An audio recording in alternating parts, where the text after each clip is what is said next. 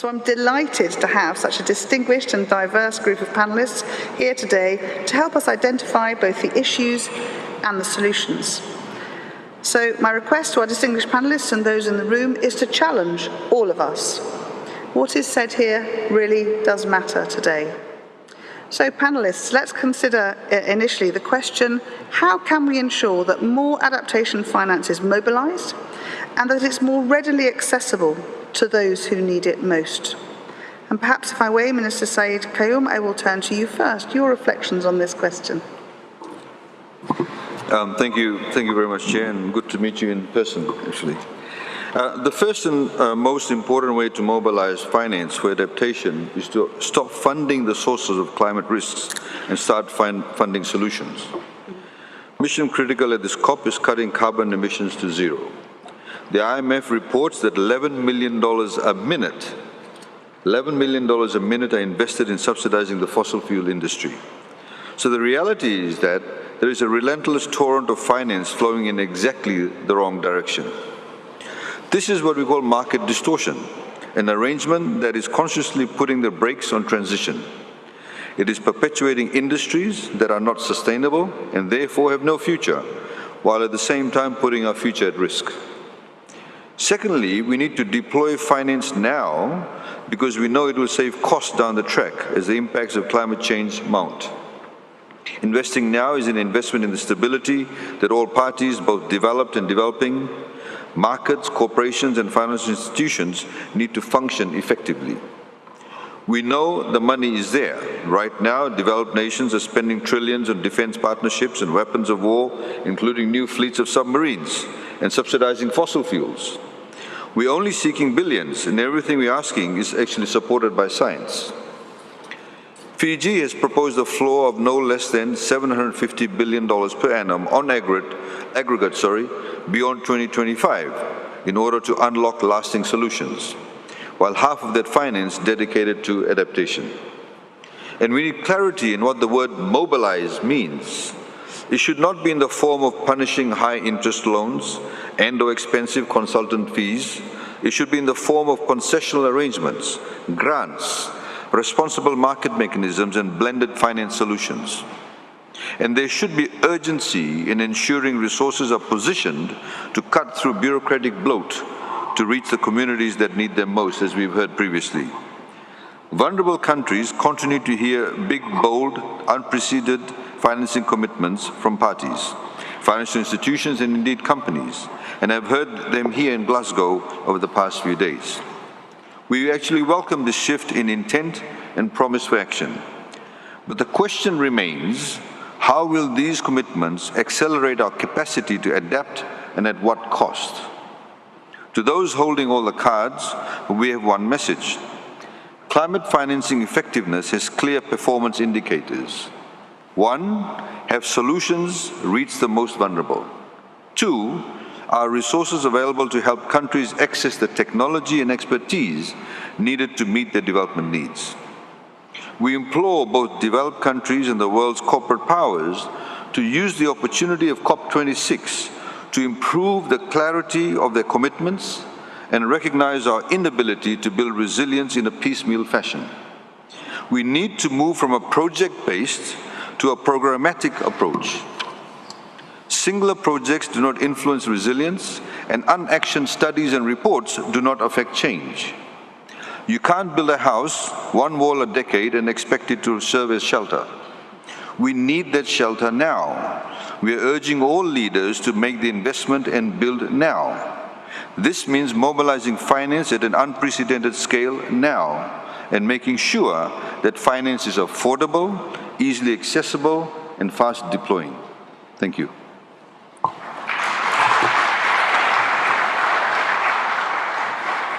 Thank you very much indeed, Minister. Dr. Kalibata, may I invite you to share your thoughts? Thank you, and good to be here with you all. Just because we are here and I'm here talking to you all, my first reaction would be, why don't we increase ODA? Why don't we increase climate funding? Yes, that's the question on the table today. But let me be very clear. only 2% of the current adaptation financing reaches the most vulnerable in Africa. So the question of improving ODA and climate financing will not go away when this problem is still on the table. But I have another reason that I'm interested in why we should increase ODA and climate financing. We need to unlock private sector. This has been said time and time again. We just concluded the Food System Summit, and we showed through our finance lever that we are spending $12 trillion in hidden cost of food, in health and environmental cost. We can actually turn this around into a $5 trillion industry. And this is how we get to do it. We repurpose $700 million that are now being used for poor environmental impact and turn it around to ensure that we're enhancing adaptation finance. That money is already available, and there's no farmer in the world that is actually not suffering. This would benefit lots of farmers and the whole farming landscape. We also can use the money to de-risk private sector in good ways. Private sector can invest in nutrition for people, nutritious food, better fortification.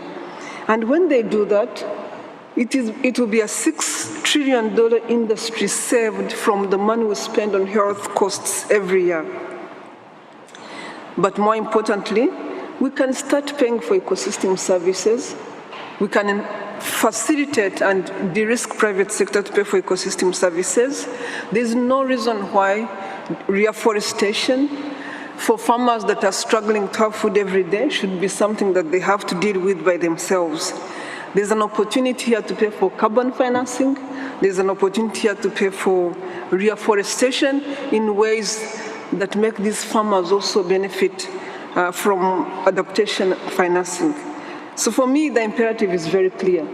Let's put the money on the table so that we can unlock so much resources that can be put to good use and save so much money that is going to very bad use. Thank you.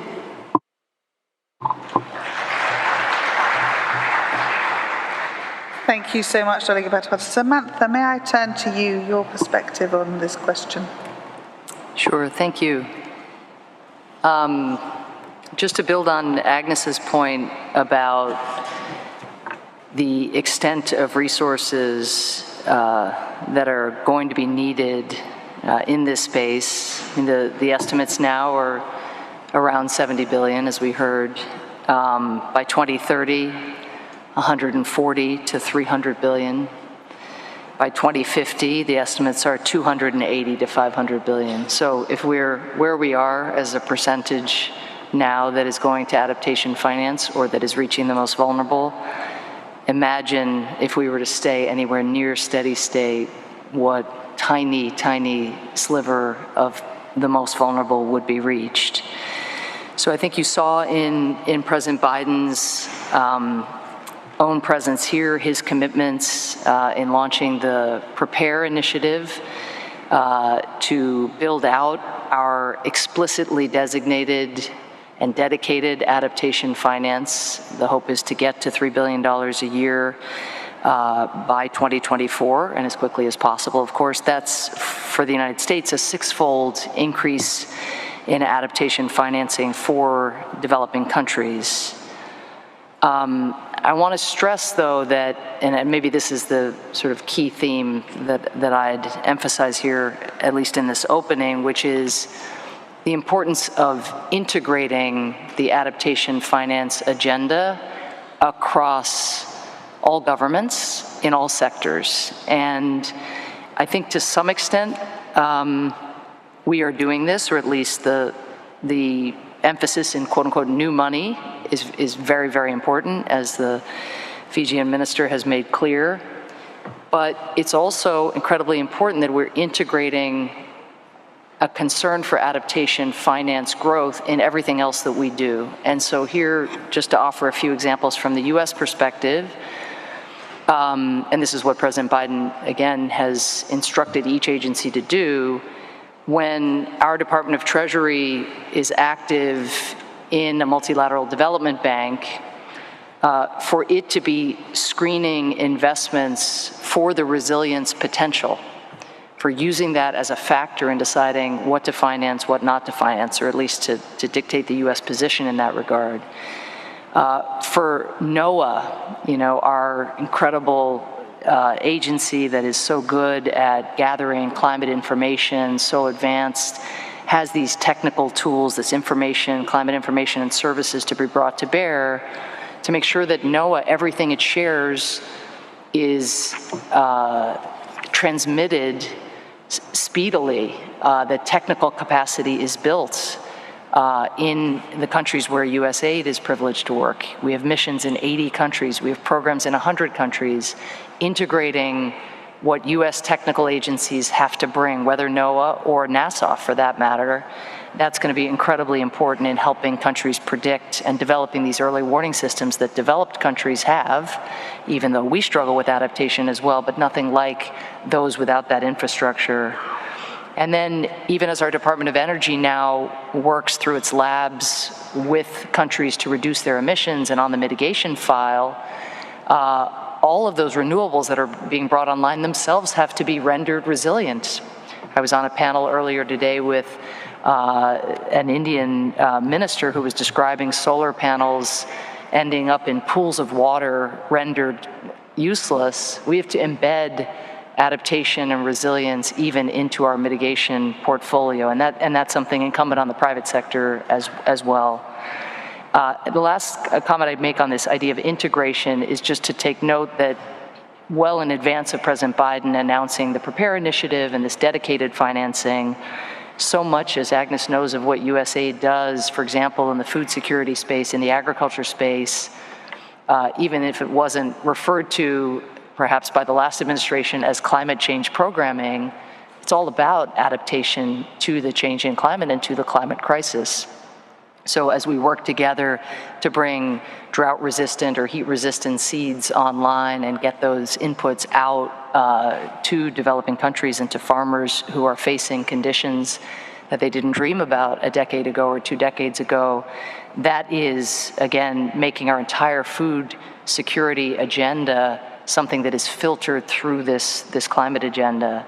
So too, in humanitarian assistance, USAID is the largest humanitarian donor and has been, of course, for some time. But last year, we spent $160 million in climate-related disaster response. And we know that number is just going to go up. So making sure that we have resources, yes, for adaptation and resilience to prepare, but also as countries, quote unquote, build back, that we use the resources that we have to ensure that they build back better so that the next time a hurricane strikes, the damage is less severe. Thank you.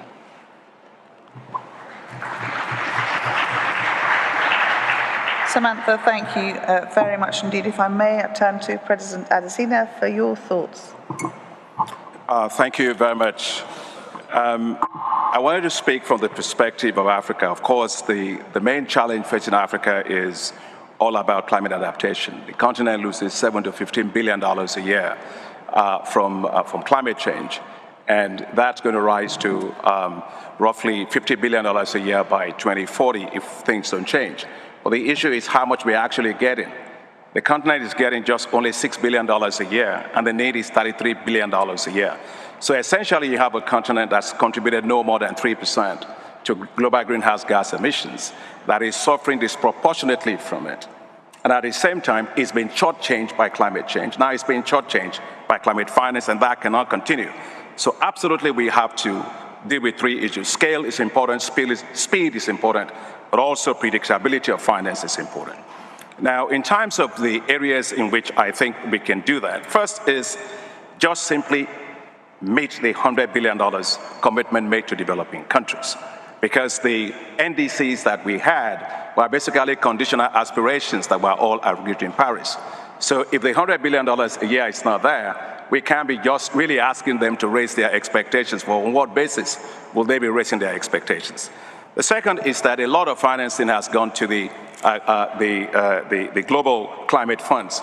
we need to make sure that a lot of those resources, at least 50% of it, actually goes to climate adaptation, because that's the problem that we have, that's the problem that Fiji has, that's the problem that small island states all have. And of course, for that to happen, we've got to make sure that we also finance the countries to have updated nationally determined contributions, but also have their long-term strategy.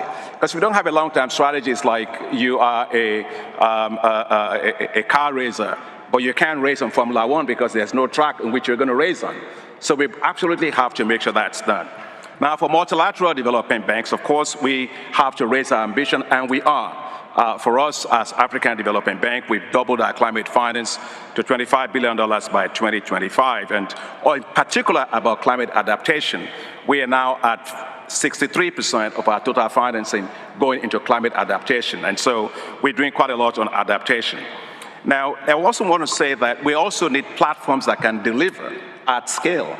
And that's why the African Adaptation Acceleration Program, which we've launched jointly with the Global Center for Adaptation, is so critical to raise $25 billion additional for climate adaptation in Africa. And we've put $12.5 billion down as African Development Bank, and we want to raise here, and in months following, another $12.5 billion. The private sector, I think Agnes was talking about that particular issue, I agree, but there are two parts of it. You need market-based systems, but you also need non-market-based systems. It's not so easy with adaptation because most of what you're doing are essentially within the realm of public goods. So it's very hard to really get private sector into it. So we are piloting now at the African Development Bank something called the Adaptation Benefits Mechanism. In other words, you give compensations to companies that are actually investing in climate adaptation. We are also working with the financial systems in Africa to get literally $3.2 trillion that's sitting there in terms of institutional investors. Well, if we simply got some of those going into climate finance, we will meet a lot of the needs in Africa. So greening the financial ecosystem in Africa is important. Two last points I'll make. The special drawing rights provide a powerful tool to do this. You know, yes, IMF has these special drawing rights, but I will argue that the special drawing rights also has to be provided to the multilateral development banks that are prescribed holders of SDRs. We at African Development Bank, for example, we can leverage SDR 4 times. So we got $50 billion, you turn that into $200 billion. And so it helps the developed countries to also meet the target of $100 billion, this elusive target that we've been talking about forever. So this is very, very important so that the multilateral development banks complements the IMF as we grow back better in a more climate resilient world. And finally is we need to stretch our balance sheet. We call it room to run. I want to thank the UK government, and thank you very much, and for your support for that, with $2 billion guarantee provided to the African Development Bank, which we are going to use to leverage a lot more resources for climate finance, with most of those actually going into climate adaptation. So I think that with those and other things and just political will, I'm sure that we can get this done. So thank you.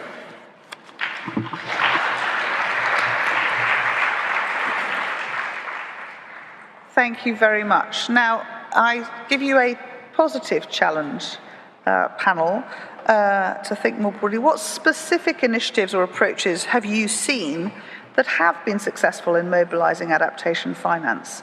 So on the upside, what do we know definitely works from your experiences? Minister, I'll start with you. A recent one, which is currently, in fact, on foot, is an agro-photovoltaic project, which is a blended finance approach, where the Green Climate Fund has contributed $10 million towards the particular project. It's together with a Korean aid agency, together with private sector, Korean private sector, and our development bank. And as you would know, in the Pacific, we don't have large areas of land to fully dedicate to solar panels. So agro-photovoltaic suits our purpose. It's one of the small islands. So you have the solar panels up top and greenhouse at the bottom. So that's been successful. But I have to add, it takes a long time to get finance from the Green Climate Fund. Thank you. That's a great example. Agnes. Thank you. Mine is going to be a very specific example to the work we are doing in Africa, where by working with smallholder farmers, but also businesses that work in that landscape, we are able to encourage financial institutions to let resources flow and to these businesses. And the way we do that is to create a platform of transparency that gives everybody in whatever value chain they are working on an opportunity to see what businesses are at what stage and what they are doing, and the ability to trust those businesses. And then we lay on top of that capacity strengthening for businesses themselves, extension for smallholder farmers, but also then even capacity for banks so that they understand the working of the agricultural sector itself. So provide the opportunity for learning, but also provide transparency in the system so that people who have resources and want to invest have the confidence that actually this money is going to good use and it can lead to business growth. So these are things that are working. I would say for every dollar we are investing, actually, let me just really appreciate the support we get from USAID.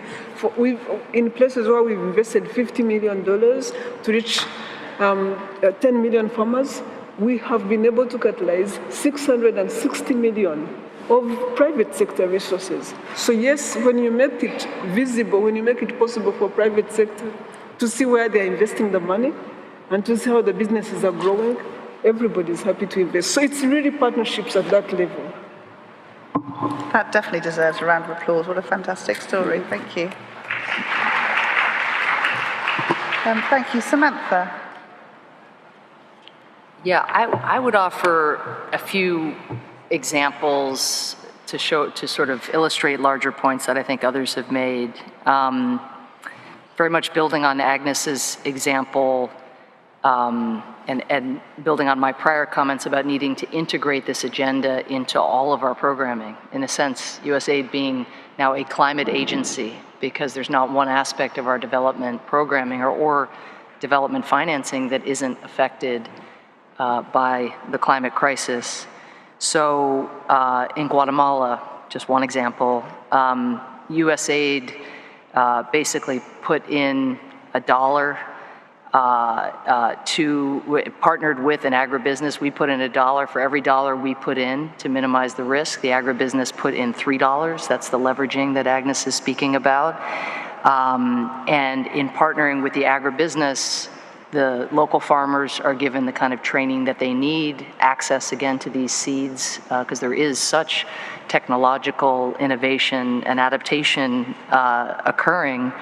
But where we chose to do that program is in an area where malnutrition is the highest, where you've already seen the corrosive and devastating, really, effects of the changing climate on agriculture. So the private sector on its own may not have come in, the agribusiness may not have gone to this community, it might have been the last place it looked, but because some of that risk was borne, much of that initial risk was borne by USAID, we were able to train thousands of small farmers and help them also get their goods to market. A second example, which comes also from our hemisphere, comes from a program that we're running in Peru. And this gets to the link between, which we haven't actually talked much about, any of us, but governance and policy reform, and how important regulatory reform and different kind, an ability to do domestic resource mobilization, which is something all of us have been pushing for years in order to ensure that people have more domestic finance to be able to access, because every country wants to be self-sufficient and not have a USAID mission, of course. But one example in Peru is that we worked with the Peruvian ministries to support them in their efforts to collect public water use fees, so basically tariffs on water use. And as they were able to increase revenue from that source by virtue of, again, policy changes, regulatory changes, better enforcement, the additional revenue that they collected, they pumped back into water-related natural infrastructure. So basically, the mobilization of resources occurred, then the money is channeled back into restoring natural infrastructure and building out resilience in water systems. The last example I'll give, I now forget, I think it was our Fijian friend mentioned the challenge of securing funds from the the Green Climate Fund. I will say it's also very challenging for local organizations to partner with USAID. It's incredibly complex and onerous, and it's something that I'm very focused on. How do we make it easier for local partners, local organizations, our resources to reach the local levels?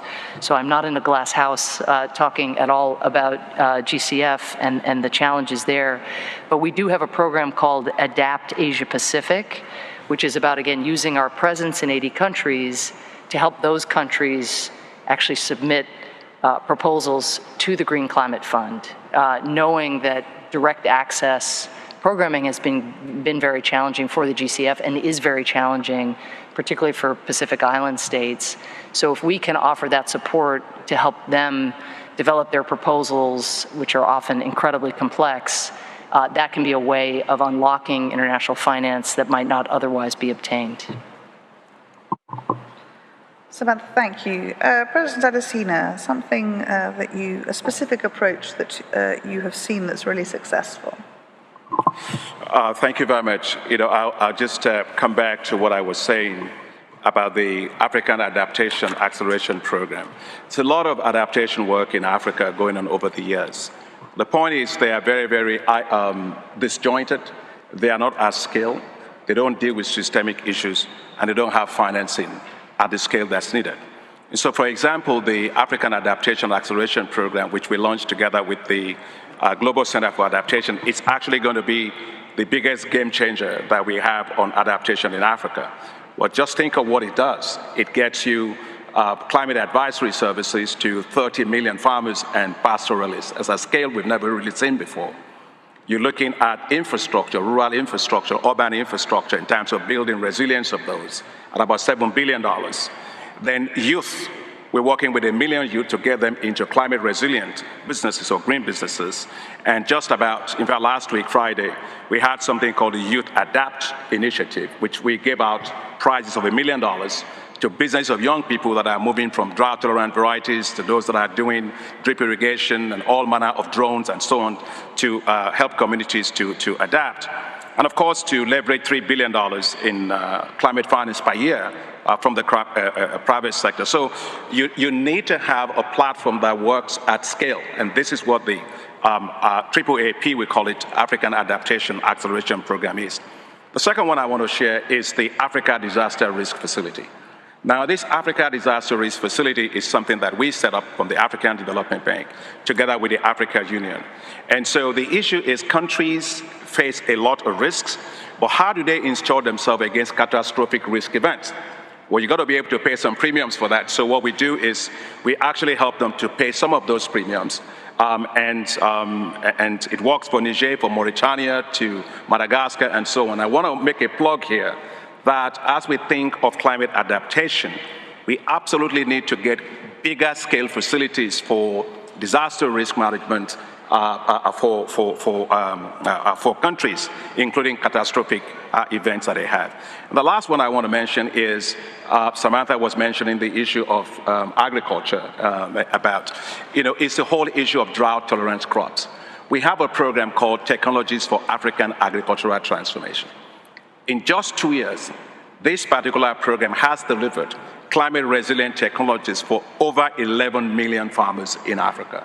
You look today at Sudan, you look today at Ethiopia in terms of heat-tolerant wheat varieties, which we supported them. In Sudan, that's being cultivated in Sudan and Ethiopia on more than 1.8 million hectares.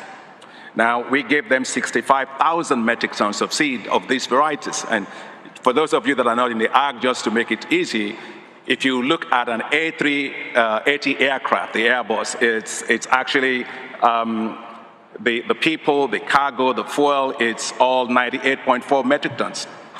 So when you see 65,000 metric tons, you're talking about 660 A380 aircrafts. And Sudan was able to increase its food security from 25% to about 56% just in 2 seasons. It just tells you what can be done. We also did this in Southern Africa, where we provided heat-tolerant or drought-tolerant maize varieties to farmers that are being cultivated on 5.2 million households. So these are the kind of platforms that we did. And Agnes was talking about the Food Systems Summit. We worked together with you, with the AU, on this facility to finance food security in Africa. That facility, we're calling it now, Samantha, 1-200, so which is $1 billion to feed 200 million people. So it's to take these technologies to a scale of 40 million farmers with climate-resilient technologies, and they will produce 100 million metric tons of food. And that is enough to feed 200 million people. And in Africa, where you have 283 million people going to bed hungry every night, that will reduce that by 80%. So that tells you the kind of platforms we have today that we need to make sure we get financing behind to make it work. Thank you very much indeed. Sadly, we've run out of time for this panel. I could listen to my wonderful guests for much longer. They are full of extraordinary knowledge and expertise. I think if I take away a couple of things, it's that there is a great deal of subsidy funding being spent in the wrong places, which we need to find ways to invest effectively, and that blended finance alongside transparency can drive private sector funding at pace into so many sectors. I think you've given us some very positive examples of what does work, and the challenge of, as you say, President Adesina, making this go to scale is the one that we continue to follow. But thank you all very much for your time. Ladies and gentlemen, my panel.